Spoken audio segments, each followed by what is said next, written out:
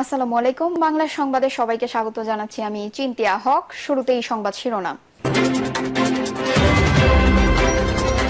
সরকারের নামে দীর্ঘ সূত্রতা জনগণ মেনে নেবে না, বলেছেন ইকবাল কবির। কর্মফল ভোগ করেছেন শেখ হাসিনা, বললেন কাদের সিদ্দিকী। কবে যুক্তরাজ্য যাবেন সিদ্ধান্ত খালেদা জিয়ার, বললেন পররাষ্ট্র উপদেষ্টা। জানাবো নির্বাচন ও সংস্কারের চাপ বাড়ছে। এবং সর্বশেষ জানাবো র্যাব পুলিশ কর্মকর্তা সহ 53 জনের বিরুদ্ধে ট্রাইব্যুনালে অভিযোগ। দর্শক শুনছিলেন সংবাদ শিরোনাম, এখন বিস্তারিত।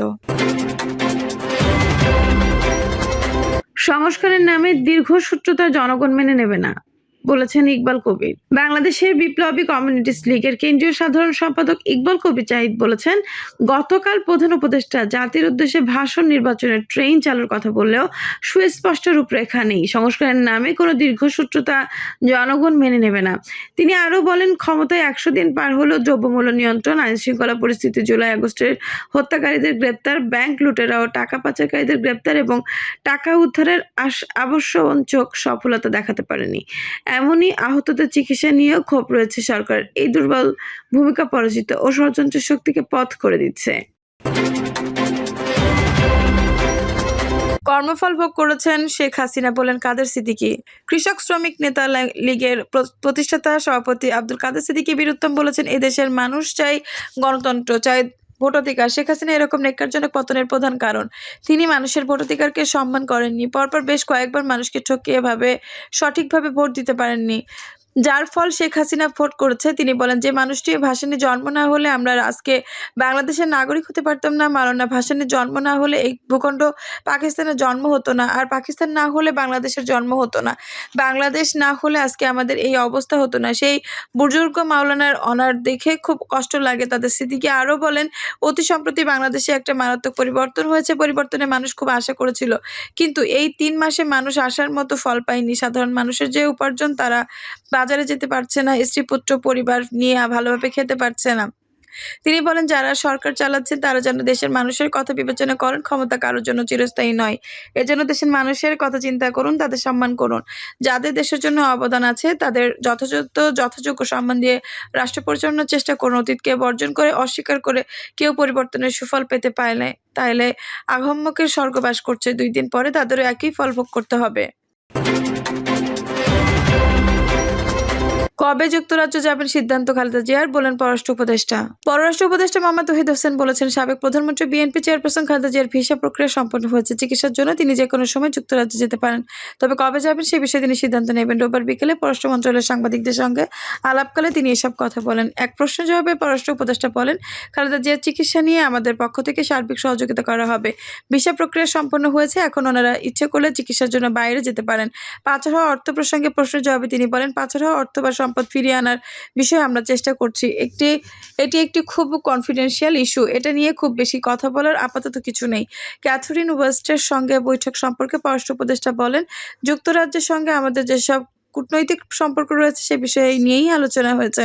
বিশেষ করে লিগ্যাল মাইগ্রেশন নিয়ে আলোচনা হয়েছে। তারা বলছেন যে সঠিক কাগজপত্র দিয়ে তারা জনবল নেবে, কিন্তু এক্ষেত্রে অতৎপরতা ঠেকাতে আর আমাদের সহযোগিতা চেয়েছেন। আমরা এই বিষয়ে তাদের সহযোগিতা চেয়েছি।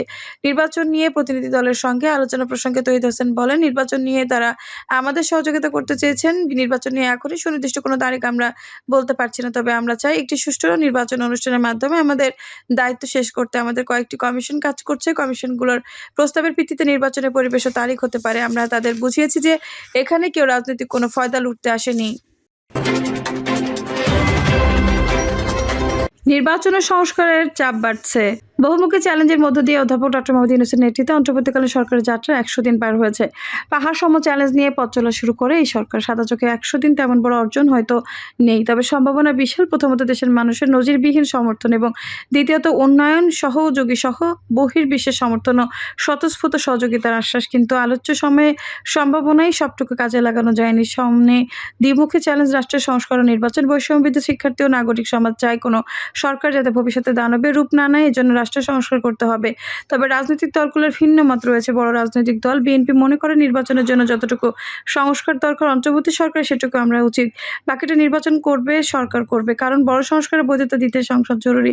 এক্ষেত্রে জামায়াত সহ অন্য রাজনৈতিক দলের অবস্থান আরেকটু ভিন্ন। তারা সংস্কারের জন্য যৌক্তিক সময় দিতে চায়, তবে বিশ্লেষকরা বলছেন নির্বাচনের সংস্কার এই দুই দাবির মধ্যে যৌক্তিক ভারসাম্য রক্ষা করতে হবে। গত বুধবার একটি আন্তর্জাতিক গণমাধ্যমকে দেওয়া সাক্ষাৎকারে অন্তর্বর্তী সরকারের প্রধান উপদেষ্টা ডক্টর মোহাম্মদ ইউনূস বলেছেন, সংস্কার ও নির্বাচন একই সঙ্গে দুইটি প্রক্রিয়ার মধ্য দিয়ে যেতে হবে। তিনি বলেন, অন্তর্বর্তী সরকার দেশকে গণতান্ত্রিক ভোটের দিকে এগিয়ে নেবে, তবে নির্বাচন কবে হবে তা সংস্কারের উপর নির্ভর করবে। তার মতে যত দ্রুত প্রস্তুত হব তত দ্রুত নির্বাচন অনুষ্ঠিত হবে এবং নির্বাচিত প্রতিনিধিরাই দেশ পরিচালনার দায়িত্ব নেবেন। ট্রান্সপারেন্সি ইন্টারন্যাশনাল বাংলাদেশের টিআইবি নির্বাহী পরিচালক ডক্টর ইফতেখারুজ্জামান বলেন, যারা দ্রুত নির্বাচনের দাবি করছেন তাদের পক্ষ থেকে এই দাবির যৌক্তিক ভিত্তি আছে, অবশ্যই নির্বাচনের প্রস্তুতি নিতে হবে। অন্যদিকে ছাত্র জনতার কড়া আন্দোলনের মূল অভীষ্ট ছিল কর্তৃত্ববাদের পতন এবং রাষ্ট্র সংস্কার। তিনি বলেন, ইতিমধ্যে কর্তৃত্ববাদের পতন হয়েছে, কিন্তু এর মানে এই নয় আন্দোলনের অন্যতম মূল স্লোগান বাস্তবভিত্তিক দাবি এবং মানুষের প্রত্যাশা রাষ্ট্র সংস্কারের দাবি বাস্তবায়ন হবে না। রাষ্ট্র সংস্কার সংক্রান্ত জনগণের সেই প্রত্যাশা পূরণের দায়িত্ব অন্তর্বর্তী সরকারের উপর ন্যস্ত আছে। ফলে নির্বাচনের সংস্কার এই দুটির মধ্যে যৌক্তিক ভারসাম্য রক্ষা করতে হবে। বিএনপি মহাসচিব মির্জা ফখরুল ইসলাম আলমগীর মনে করেন, সব সংস্কার কাজে অন্তর্বর্তী সরকারের হাত দেওয়ার প্রয়োজন নেই। অন্তর্বর্তী সরকারের দায়িত্ব হলো সুষ্ঠু অবাধ নিরপেক্ষ নির্বাচনের পরিবেশ নিশ্চিত করা। আগামী নির্বাচনের মাধ্যমে গঠিত সংসদ বাকি সংস্কার সম্পন্ন করবে।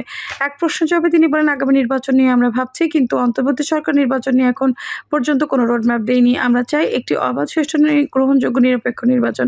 এই নির্বাচন ব্যবস্থাকে উপযোগী করার জন্য লেভেল প্লেইং ফিল্ড তৈরি করার জন্য সংস্কার প্রয়োজন। জামায়াত ইসলামের আমির ডক্টর শফিকুর রহমান বলেছেন, সুষ্ঠু নির্বাচন করতে হলে আগে রাষ্ট্র সংস্কার জরুরি। এই জন্য অন্তর্বর্তী সরকারকে যারা যৌক্তিক সময় দিতে চান তিনি বলেন, এই সময় দেওয়া মানে বছরের পর বছর যেমন নয়, আবার সংস্কার বাদ দিয়ে নির্বাচন হলেও তা সুষ্ঠু হবে না। বৈষম্য বিরোধী ছাত্র আন্দোলনের অন্যতম সমন্বয়ক সার্জিস আলম এক অনুষ্ঠানে বলেন, সবকিছু সংস্কার না করে নির্বাচন হলে আগের জায়গায় থেকে যাব।